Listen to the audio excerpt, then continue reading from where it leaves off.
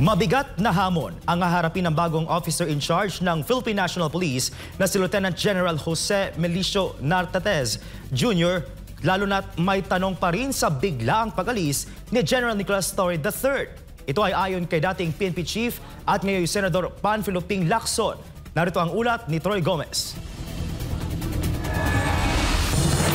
Sa isang panayam, iginit ni Senator Ping Lacson na malaki ang hamon na nakaatang sa balikat ni General Nartatez matapos palitan si General Torre na nakilala sa kanyang 5-minute response time rule. Ngunit may mga tanong anya sa biglaang pag-relieve kay Torre. Lalo't isa sa nakikitang dahilan ay ang hindi niya pagsunod sa direktiba ng Napolcom na bawiin ang reshuffle ng senior police officials kabilang ang PNP Command Group. Binigyang diin ni Lacson ang pangangailangan ng reforma sa PNP law dahil sa kasalukuyang sistema nananatiling 4 stars si General Torre kahit na-relieve na, bagay na mas mataas sa rango kaysa kapalit niyang OIC. Sa kabila ng kontrobersya, nilinaw ni Lacson na susunod pa rin ang PNP sa chain of command at desisyon ng Pangulo bilang Commander-in-Chief. Para kay Lacson, ang tunay na pagsubok ngayon ay kung paano mapanatili ang bagong liderato ng PNP, ang tiwala ng publiko at kung paano masolusyonan ang mga buta sa batas na nagdudulot ng alanganing sitwasyon sa loob ng organisasyon.